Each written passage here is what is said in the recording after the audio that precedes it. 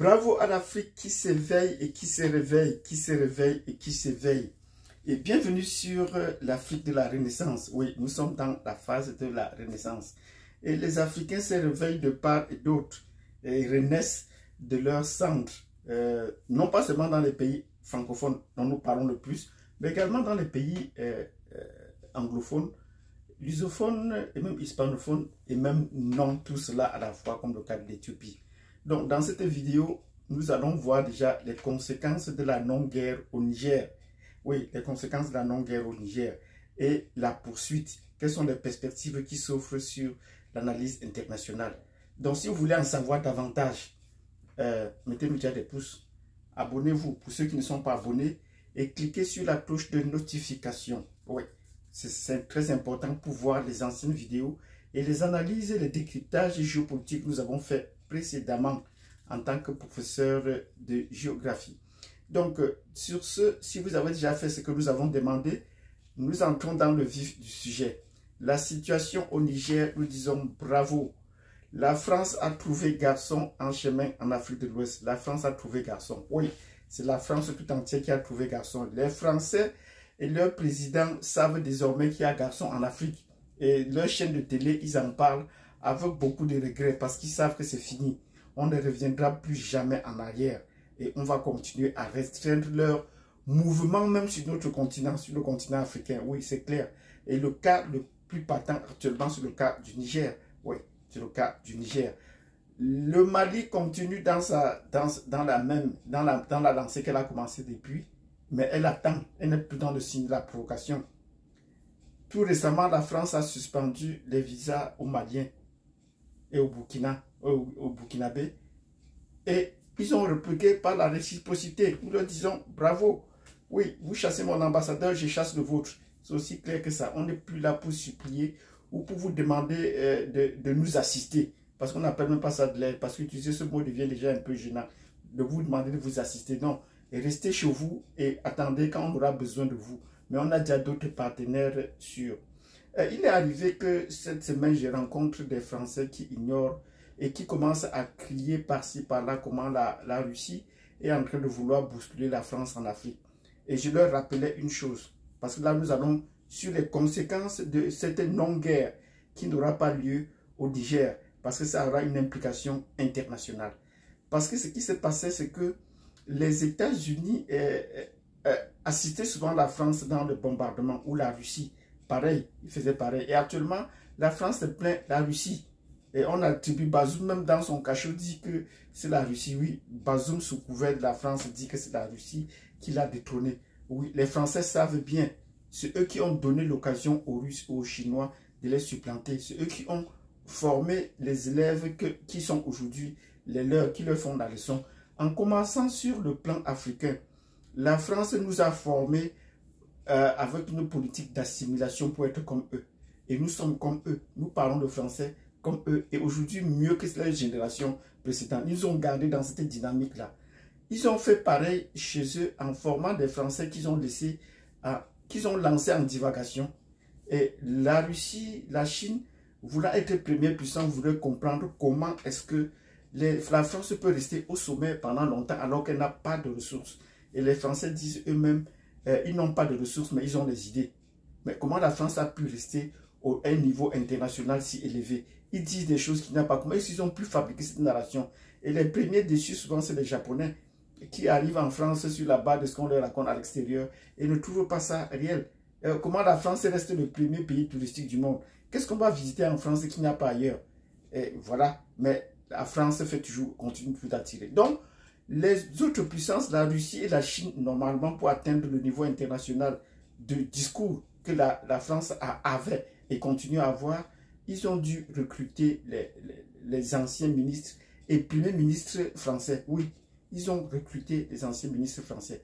Il faut comprendre bien cela. Parce que nous prenons le cas de la Chine. Si vous allez en Chine, si vous parlez mal de la Chine, non seulement la Chine de son côté, si vous faites des procès, mais elle va également envoyer, il y a également le premier ministre Jean-Pierre Raffarin qui va vous défendre, qui va défendre pour polir l'image de la Chine. Oui. Et lui, dans sa suite, il a amené beaucoup d'autres ministres français dans le gouvernement chinois.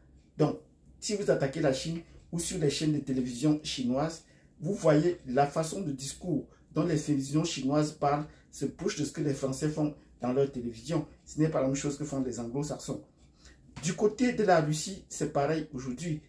Dans les grandes sociétés qu'ils ont fait à l'international, grâce à tout cela, ils ont également engagé des ministres français et des hauts cadres français pour leur apprendre les soft skills, pour leur apprendre les analyses de discours et pour aller de l'avant et voir comment mettre en avant l'image de la Russie.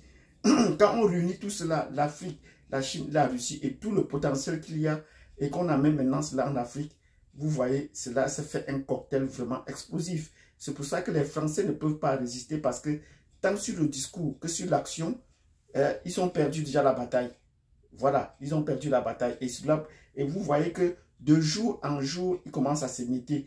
Les surfaces commencent à... Le précaré français commence à se restreindre, comme ils appellent. Ils nous ont considérés comme le bétail. Ils considèrent que l'Afrique était un précaré.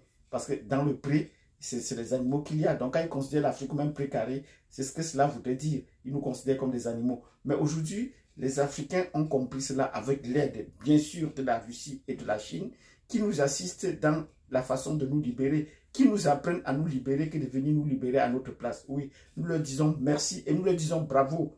Et là, maintenant, on parle pour la guerre en Russie que la France allait faire venir les États-Unis puis l'OTAN. Les États-Unis traînent le pas. Pourquoi? Les États-Unis ont déjà intervenu dans plusieurs conflits en Afrique et il n'y a pas eu de suite favorable. Cela a eu un retour, nous sommes en Amérique du Nord, et cela a eu un retour très négatif sur leur politique extérieure. Ils ont d'abord commencé par intervenir au courant de ces dernières années en Somalie, n'oubliez pas. Ils sont venus en Somalie sous couverture avec la France, ils ont bombardé la Somalie, mais ils n'ont pas pu mettre les pieds au sol. Les soldats américains ont été humiliés en Somalie. Nous disons bravo aux Somaliens. Ce que je dis quand je rencontre les Somaliens, je leur dis, vous êtes très forts. Et ils ont eu tendance à vouloir exporter. Ils ont emmené le combat dans les pays voisins, comme en Éthiopie, notamment comme au Kenya. Vous avez compris, le groupe Al-Shabaab venant de Somalie, qui a fait beaucoup parler de lui dans les pays voisins qui ont contribué à cette guerre-là. Donc, le cas sera également au Niger. Que ceux qui soutiennent la guerre ne pensent pas que les groupes vont rester tranquilles. Non, on va aller à la contre-offensive, comme eux, ils aiment le dire. C'est le même discours qu'ils ont souvent eu à utiliser. Donc, les États-Unis ont intervenu deuxièmement en Libye.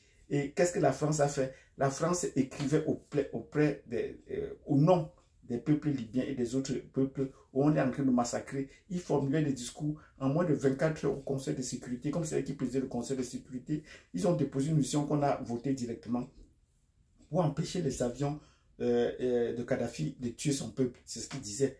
Mais au lieu d'empêcher, on est allé jusqu'à le tuer. Et Sarkozy a expliqué bien après, oui, cela contenait tous ces moyens là-bas, jusqu'à le tuer. Ça, c'est le discours français.